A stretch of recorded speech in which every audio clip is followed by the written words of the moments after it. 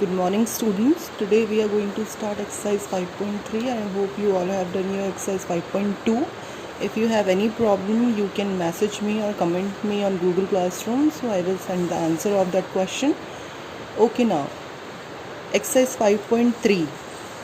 5.2 में हमने हमें अगर पर्टिकुलर कोई टर्म चाहिए उसके लिए हमने फॉर्मूला पढ़ा 5.2 में, that was an equal to a plus n minus 1d.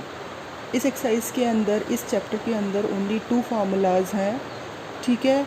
अब 5.3 के अंदर हम सेकंड फार्मूला पढ़ेंगे जो है सम ऑफ फर्स्ट एन टर्म्स के लिए. मतलब अभी तक हमें पर्टिकुलर कोई टर्म चाहिए होती थी, लेकिन अब हम क्या करेंगे, हमें जितनी टर्म्स दी हुई हैं उनका सम कितना होगा, उनको ऐड करने पर कितना आएगा. अब इसका फार्मूला हम पढ़ेंगे, ठीक है.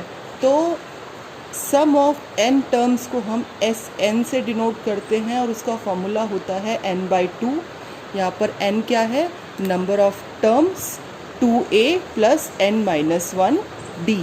n-1d नंबर ऑफ टर्म्स वाले फार्मूले में भी था, ठीक है. This formula can also be written as. अब डिफरेंट टाइप के क्वेश्चंस आएंगे. कई क्वेश्चंस में हमें लास्ट टर्म गिवन होगी, कई क्वेश्चन में हमें n गिवन नहीं होगा. तो हर तरीके से हमें फार्मूला लिखना आना चाहिए कि हम कौन सा फार्मूला पुट करें. अगर हमें लास्ट टर्म दी है तो हम इतना लंबा फार्मूला लिखें ही ना, हम डायरेक्टली क्या फार्मूला लिख रहे हैं, a प्लस एल. ये फार्मूला कैसे आता है देखिए. अब इस फार्मूला को हम कैसे लिख सकते हैं, S N equal to n/2. इस 2a को मैंने ब्रेक कर दिया, a प्लस n-1d. अब अगर आप देखो तो a प्लस n-1d किसका फार्मूला है, an का. an क्या, नंबर ऑफ टर्म्स, ठीक है. तो Sn equal to n/2, this Sn equal to n/2 an, मैं इसे लिख सकती हूँ an, जो हमने एक्सरसाइज 5.2 में नंबर ऑफ टर्म्स का फार्मूला पढ़ा. अब an where an equal to nth term. an क्या होती है, nth टर्म, जो भी हमसे पूछी जाती है, 17 टर्म, 19 टर्म. अगर हम इस nth टर्म को लास्ट टर्म मान लें या हम इसे l से डिनोट करें तो इस फार्मूला को हम और कैसे लिख सकते हैं, Sn equal to n/2 a plus l. इस फार्मूला को ऐसे भी आप यूज़ कर सकते हो, इस तरीके से भी यूज़ कर सकते हो और इस तरीके से भी. इस फार्मूला का जो जनरल फॉर्म होता है वो होता है ये. अगर सिंपल क्वेश्चंस हैं तो उनके लिए ऑलवेज ये वाला फार्मूला यूज़ होता है.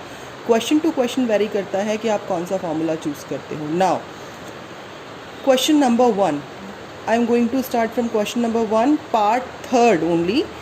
बाकी 3 पार्ट, इस क्वेश्चन नंबर 1 में 4 पार्ट्स हैं, बाकी 3 पार्ट्स आप करने की कोशिश करिए. मैंने एक पार्ट लिया है अभी ओनली समझाने के लिए आपको. Find the sum of the following एपीज़.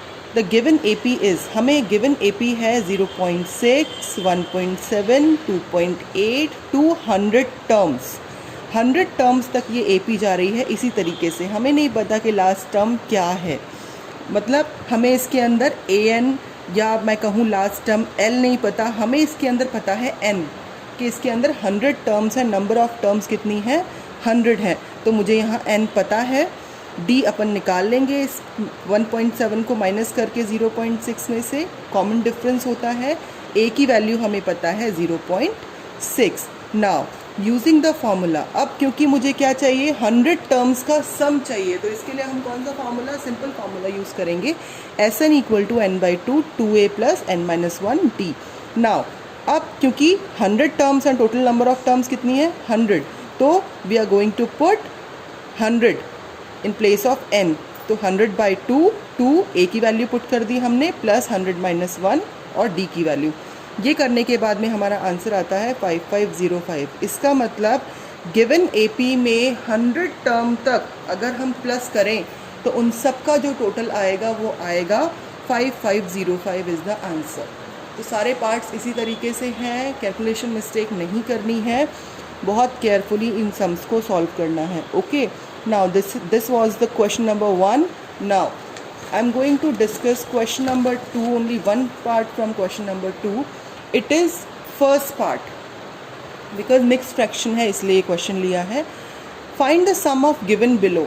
अब इस क्वेश्चन में फर्स्ट क्वेश्चन से क्या डिफरेंस है, इसमें हमें नंबर ऑफ टर्म्स नहीं पता कितनी है, लेकिन इसमें हमें लास्ट टर्म पता है 7, 10 1/2 14 और लास्ट टर्म क्या है 84। इसका मतलब इसमें हमें एस एन पता है, सॉरी इसके अंदर हमें एल पता है, लास्ट टर्म पता है, डिफरेंस हम निकाल सकते हैं, ए हमें पता है।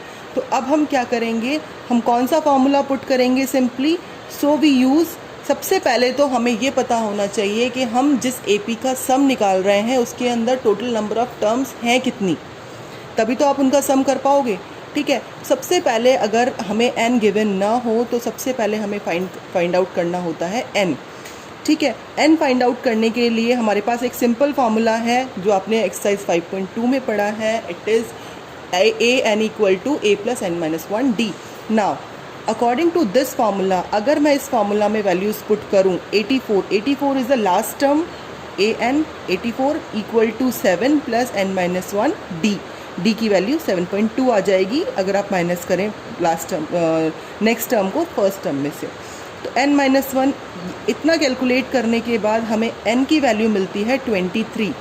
मतलब कि इस AP के अंदर ये जो AP हमें क्वेश्चन नंबर सेकंड के फर्स्ट पार्ट में गिवन है, इसका जो इसका जो नंबर ऑफ़ टर्म्स है, इसके अंदर कितनी टर्म्स होंगी, इसके अंदर 23 टर्म्स है।